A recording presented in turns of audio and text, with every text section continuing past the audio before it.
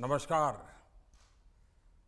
कार्यक्रम में उपस्थित आचार्य श्री महाश्रमण जी, मुनिगण, पूज्य साध्वी जी गण और सभी श्रद्धालु, हमारा ये भारत हजारों वर्षों से संतों की, ऋषियों की, मुनियों की, आचार्यों की एक महान परंपरा की धरती रहा है। काल के थपेड़ों ने कैसी भी चुनौतियां पेश की हो, लेकिन ये परंपरा वैसी ही चलती रही। हमारे यहाँ आचार्य वही बना है जिसने हमें चरैवेति चरैवेति का मंत्र दिया। हमारे यहाँ आचार्य वही हुआ है जिसने चरैवेति चरैवेति के मंत्र को जिया है। श्वेतांबर तेरा पंथ तो चरैवेति चरैवेति की सतत गतिशीलता की इस महान परंपरा को नई ऊंचाई देता आया है। आचार्य भिक्षु ने शिथिलता के त्याग को ही आध्यात्मिक संकल्प बनाया था।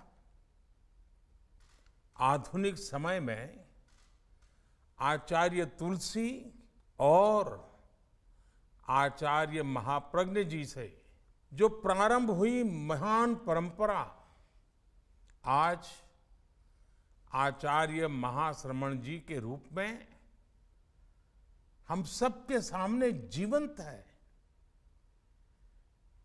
आचार्य महाश्रमण जी की ने 7 वर्षों में 18,000 किलोमीटर की ये पदयात्रा पूरी की है। ये पदयात्रा दुनिया के 3 देशों की यात्रा थी। इसके जरिए आचार्य श्री ने वसुधैव कुटुंबकम के भारतीय विचार को विस्तार दिया है।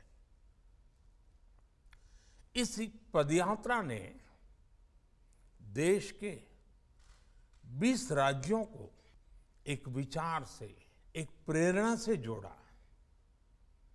जहां अहिंसा है वहीं एकता है, जहां एकता है वहीं अखंडता है, जहां अखंडता है वहीं श्रेष्ठता है। मैं मानता हूं आपने एक भारत श्रेष्ठ भारत के मंत्र को आध्यात्मिक संकल्प के रूप में प्रसारित करने का काम किया है।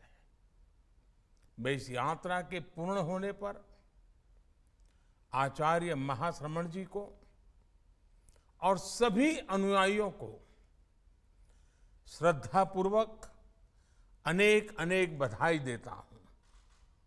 साथियों, श्वेतांबर तेरा पंथ के आचार्यों का मुझे हमेशा से ही विशेष स्नेह मिलता रहा है। आचार्य तुलसी जी, उनके पटधर आचार्य महाप्रज्ञ जी और अब आचार्य महाश्रमण जी, इन सब का मैं विशेष कृपा पात्र रहा हूं। इसी प्रेम के कारण मुझे तेरा पंथ के आयोजनों से जुड़ने का सौभाग्य भी मिलता रहा है। इसी प्रेम के कारण मैंने आप आचार्यों के बीच ये कहा था कि ये तेरा पंथ है, ये मेरा पंथ है। भाइयों बहनों, मैं जब आचार्य जी महाश्रमण जी की इस पदयात्रा से जुड़ी जानकारी देख रहा था तो मुझे उसमें भी एक सुखद संयोग दिखा। आपने ये यात्रा 2014 में दिल्ली के लाल किले से शुरू की थी।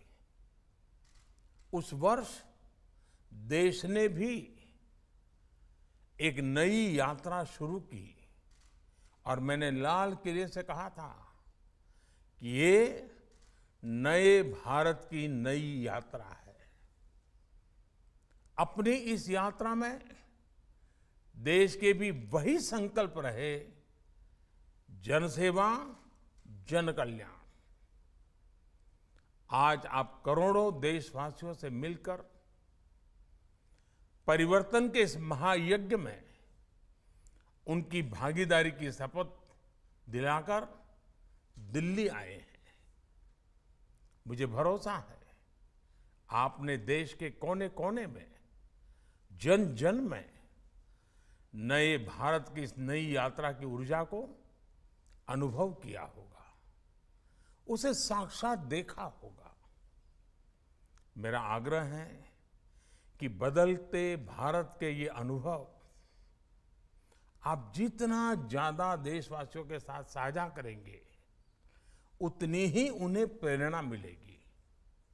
साथियों, आचार्य श्री ने अपनी इस पदयात्रा में सद्भावना, नैतिकता और नशा मुक्ति एक संकल्प के रूप में समाज के सामने पेश किया है।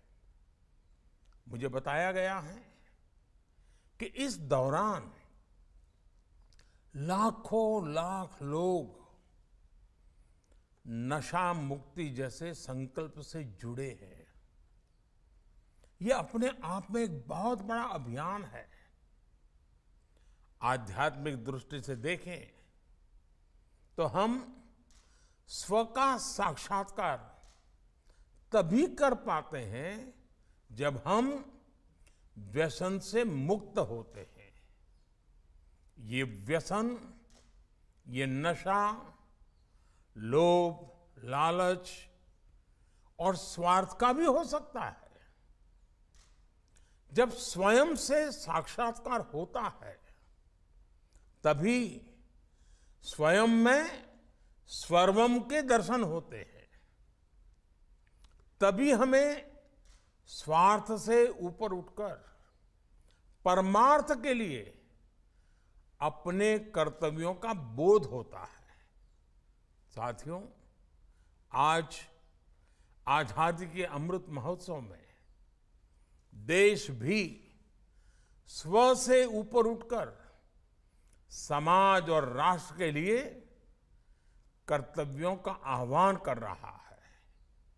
आज देश सबका साथ, सबका विकास, सबका विश्वास और सबका प्रयास के संकल्प पर आगे बढ़ रहा है। सरकारें ही सब कुछ करेगी, सत्ता ही सब कुछ चलाएगी, ये कभी भी भारत का भाव नहीं रहा है। ये भारत की प्रकृति ही नहीं रही है। हमारे यहां राजसत्ता, समाज सत्ता, अध्यात्म सत्ता सबकी बराबर भूमिका रही है। हमारे यहां कर्तव्य ही धर्म रहा है। मुझे आचार्य तुलसी जी की एक बात भी याद आ रही है। वो कहते थे, मैं सबसे पहले मानव हूं, फिर मैं एक धार्मिक व्यक्ति हूं, फिर मैं एक साधना करने वाला जैन मुनि हूं, उसके बाद मैं तेरा पंथ का आचार्य हूं। कर्तव्य पथ पर चलते हुए आज देश भी अपने संकल्पों में यही भाव दोहरा रहा है।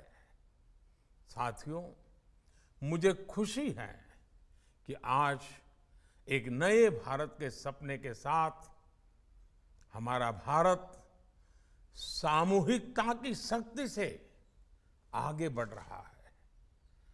आज हमारी आध्यात्मिक शक्तियां, हमारे आचार्य, हमारे संत सब मिलकर भारत के भविष्य को दिशा दे रहे हैं।